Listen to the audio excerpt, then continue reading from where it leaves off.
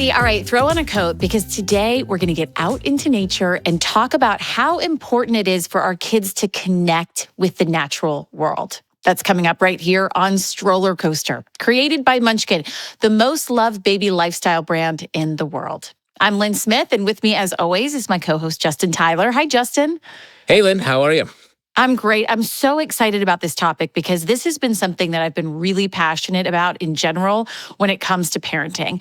I learned really early on, actually by the author of the book that we're going to be talking about and talking to today, about how important nature is for our children. We made a big move in our life to make sure that we live in a place where nature is something that they are doing and experiencing every single day. But this is a topic I think we don't pay enough attention to sometimes as parents. Yeah, I mean, for me, I grew up in the country, grew up in the woods, just ran around all the time. And we're raising our kids in downtown Brooklyn city, big city, New York. So this weighs on me a lot too. Like, I'm giving my kids a different life, not necessarily worse by any means, but it definitely is different. So I'm really excited to talk about this in this episode today.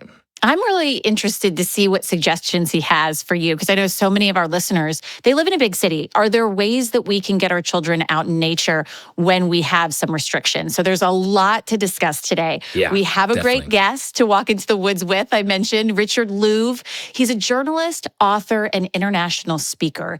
He's actually won the highest National Audubon Society award. And his book, Last Child in the Woods, changed the way we think about nature and our kids. Then we have a special story. It's brought to us by Trees for the Future, an organization that means a lot to Munchkin.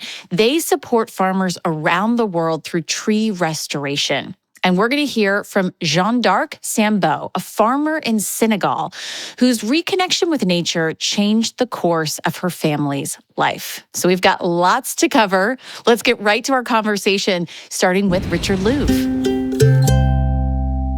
Richard, I'm really excited to talk to you. I shared with the team, but also for our listeners, I picked up your book when I had a little baby, and it changed the way I viewed nature and how important it was for me to introduce and foster a relationship with my child in nature. So first, thank you for the book that you wrote, Last Child in the Woods. I'm curious, when did you identify, what was that light bulb moment that you realized people need to understand this lack of connection children are having with nature in general? Well, there's two levels to that. One is personal. One is, as a journalist, I'd spent a lot of time interviewing parents all over the country. And one of the issues that kept coming up is that parents were concerned, why didn't their kids want to go outside? Why had things changed so much? And the personal aspect of this was sitting across the table at dinner one night with my son leaning over 5 years old and saying, Dad, how come I don't have as much fun as a kid as you did? And I said, what are you talking about? He says, well, you talk about your treehouse all the time, and I don't have a treehouse. And we talked about that more. And so it wasn't only because of research, it was also personal. Justin and I have talked about, both of us sort of grew up around nature. I was still of the generation where you could leave and not come back until dinner time. You know, in the early 80s, my parents didn't care if I wasn't home. In fact, I think they probably were like, great, she's out there doing whatever. We feel like we can't do that with our children, whether that's safety. And you write about this in the book of even just how litigious society has gotten, that playgrounds have become, they have to be padded and everything has to be so safe. And you coined this term in the book called nature deficit disorder. It really lands and hits hard for me, but describe exactly what that is and how people can help their children through it. It's the price that we pay for our alienation from the natural world, both kids and adults. It has a lot to do with our mental health, with our physical health, with our ability to pay attention deficit disorder, there's a long list of things that get much better with just a little bit of nature. And when we take nature away from kids and from ourselves, we pay that price. The reasons for nature deficit disorder, it's a fairly long list, but what usually gets blamed is electronics, too many iPhones and screens in kids' lives. And that's true, but it's not the only reason. There's also bad urban design. It's how we even act when we're in the natural world. Some of the sports, skiing, somehow we've got to have, earphones on, listening to to Led Zeppelin as we go down a mountain. That's not exactly connection to nature. What happens when children grow up with a connection to nature? The research that came out after the book came out is extraordinary. It reduces vitamin D deficiency, which is connected to all kinds of illnesses. It improves cardiovascular function. It reduces the chance of diabetes. It creates less stress in children. It reduces stress in children's lives. It reduces the symptoms of attention deficit disorder. All of these things now have been connected, and many, many more things have been connected to that connection to nature that's so important for kids and for us too. One of the studies that I found most interesting is a study of how kids play in natural play spaces with green and plants and all of that, compared to how kids play in the typical playground, which is asphalt or flat cement. The kids in the natural play spaces are far more likely to invent their own games than the kids on the flat playground made of asphalt. That's extraordinarily important. That's all about executive functioning, the development of executive function, which is essential if we're ever going to be entrepreneurs, if we're ever going to have any sense of control over our lives and the lives around us. So, Richard, do you have any stories that sort of bring this to life of the impact that nature can have on children? I visited a woman in Toronto who told me a story about her son, a 6-year-old, I believe. She walked into the living room and her son was lying on the carpet on his side with their dog, Jack, big dog. He had his arm around the dog. And she heard her son say, "Mommy, I don't have a heart anymore." She said, "What are you saying?" And without looking at her, her son said, "My heart is in Jack," his dog. What is that? What is that permeability that we feel with other people, but we also feel it with other animals? But we feel that sense of connection at a really deep level, that there is something between us that has its own agency. We feel it when we're in the woods and we see a rabbit going by, or a fox, and it stops and it looks at us in the eye.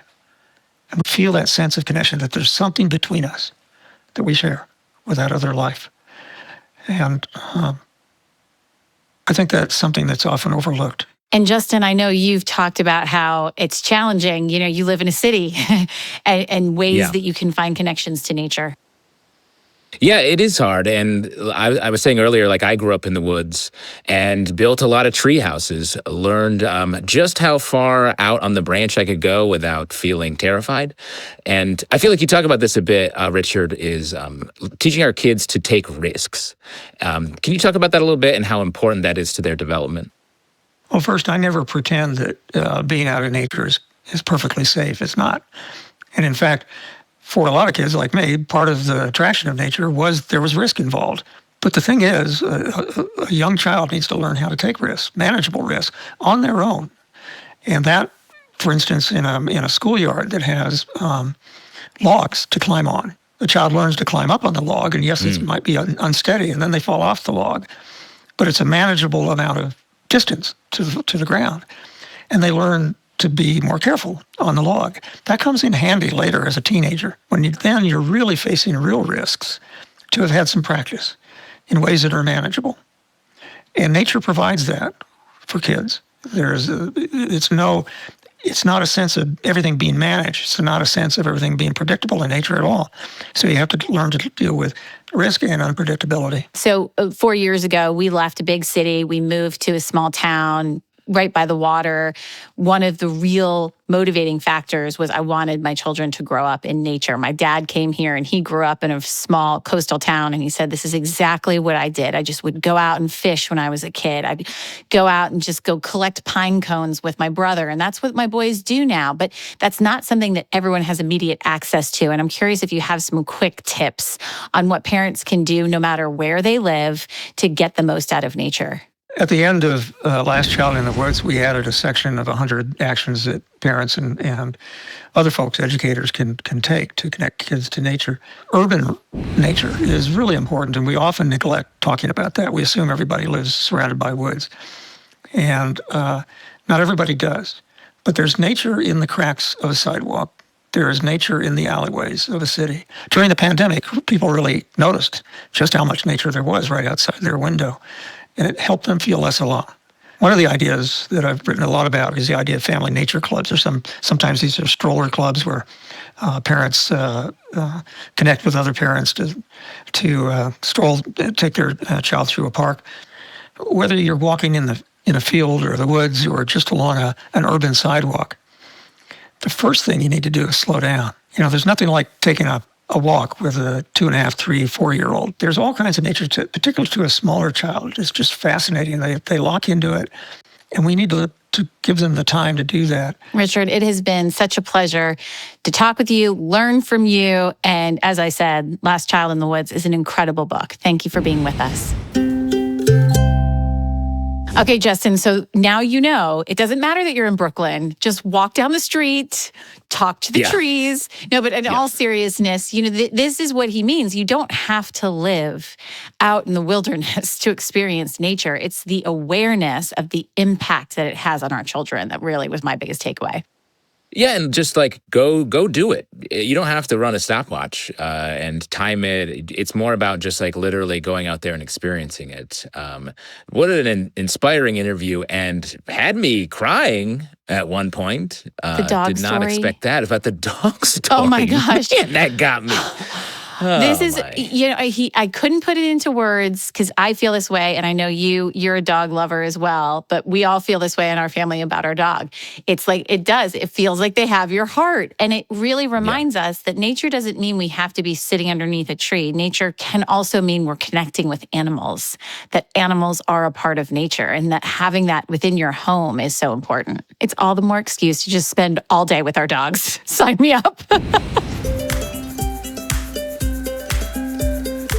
Coming up, we're going to hear a story from a mom in Senegal whose connection to nature changed the lives of her kids. But first, as a thanks for listening, we have a special gift for you in the form of a discount on Munchkin products, like the new vibration swing. It is absolutely beautiful, so very chic, of course, but the real magic is in its functionality. There are 3 levels of vibration, 5 swaying options, and 12 calming sounds, and songs to soothe your little one. You can even play your own music via Bluetooth. And Justin, I have to tell you, that swing saves my life when these babies were little. I mean, it is like a heaven to have a place to put the baby that's so calming. Just imagining it is sort of calming me down a little bit. I'm feeling like I'm swaying a little bit, You can click on the link in the show description and use the code StrollerCoaster15 to get your discount. As always, you can get all of your favorite Munchkin products at munchkin.com. We have a little something special for your parenting story of the day today. In a little bit, we're going to hear from Jeanne d'Arc Sambou. She's a mother in Senegal who reconnected with nature and built a forest garden. It was not only to feed, but support her family. How did she do it? With the help of an organization called Trees for the Future. And to tell us a little bit about their work, I'm joined by Lindsay Cobb, Deputy Director of Marketing and Communications for Trees for the Future. I love this organization, as does Munchkin. So Lindsay, thank you so much for being here. First, can you tell us what is Trees for the Future? At Trees for the Future, we are addressing some of the most pressing challenges on the planet, specifically for farming families who are living in poverty and hunger. What we're able to do is train farmers in a sustainable agriculture approach called the forest garden. And in doing that, these farmers are able to provide for their children and for their families for generations to come. You mentioned forest garden. I think a lot of people maybe haven't heard that phrase. What exactly is a forest garden? When we think of farming, we often think of fields and fields of one crop. And the forest garden is the opposite of that. So a forest garden is about a 1/2 acre to 1 acre in size in our program. And it is made up of roughly 2,500 to 4,000 trees. Within all of those trees, we're growing dozens of food and resource crops. And so a farmer establishes a forest garden, plants thousands of trees that they grow themselves, and that forest garden is providing for that family year round. And, we're about to hear from a farmer in Senegal. And I know that you initially connected with her and it's really transformed this family. How did you find her? So farmers like Jean sign up for the program. And very quickly, as soon as that program starts, they start learning how to implement the forest garden approach. Jean starts her own tree nursery with the seeds provided by Trees for the Future. She starts growing those trees from seed. And then she plants those trees throughout her forest garden on her own property. And then often, the kids are learning right alongside of the farmer, which is really special too. But more importantly, those children are able to leave during the day, go to school, get an education, and pursue their own interests and their own dreams and really provide for themselves in the long run. Yeah. It's such incredible work. Lindsay, thank you for all of the great work that you're doing and taking the time to speak with us. Yeah. And now we're going to hear from Jeanne d'Arc Sambou herself, recorded in her forest garden in Senegal. Take a listen.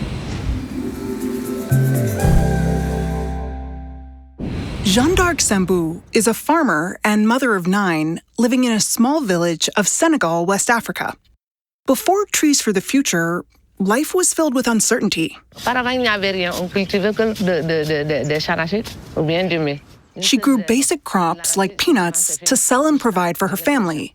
But every season came with extreme challenges. Water was scarce, animals ate plantings, and yields were small.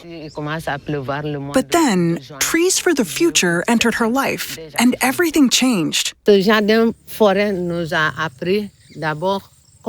their program and only 1 acre of land, Jeanne learned how to grow plants and fruit trees and to create a living fence, a natural border to keep her garden thriving. Today, she grows papaya, cassava, hibiscus, and more. Her family is thriving too. They're able to eat healthy food and sell what they grow to pay for essentials, like school supplies and clothing. She feels everyone is happier and healthier. And offers a bit of advice to parents everywhere. Grow your own garden. Get your children involved. It will change your life like it's changed mine. Justin, this has been such a great discussion. We have touched on so much. And listeners, if you have a topic or just some questions, you can reach out to us. Email us at podcast@munchkin.com. Well, one thing you may not know is that Munchkin's Wild Love product line was created to educate kids on at-risk animal species and support the International Fund for Animal Welfare. So when you support Munchkin, you support our wildlife. You support them, Justin. I certainly do. My Wild Love cup is my dedicated orange juice cup. It's right there. It's mine. It's not my kids', it's my cup. It's your giraffe cup. You let them know that. It's my giraffe cup, exactly. Before we get to our moment of calm, Lynn, I wanted to remind everyone to check out our other podcast. It's called Stroller Coaster Storytime, and it's something you can listen to right alongside your kids. So that's super fun. It's original stories told by improv actors with lots of fun sound effects. You can check that out right here in the same podcast feed. It's called Stroller Coaster Storytime. Well, it's your moment of calm. You've earned this. So let's catch our breath and head to New England and the beautiful Arcadia National Wildlife Sanctuary, a special place of dense forest, expansive meadows, and marshy wetlands. It's home to an array of wildlife like hummingbirds, butterflies, and the great blue heron, the largest of its kind in North America. Take in the moment and enjoy.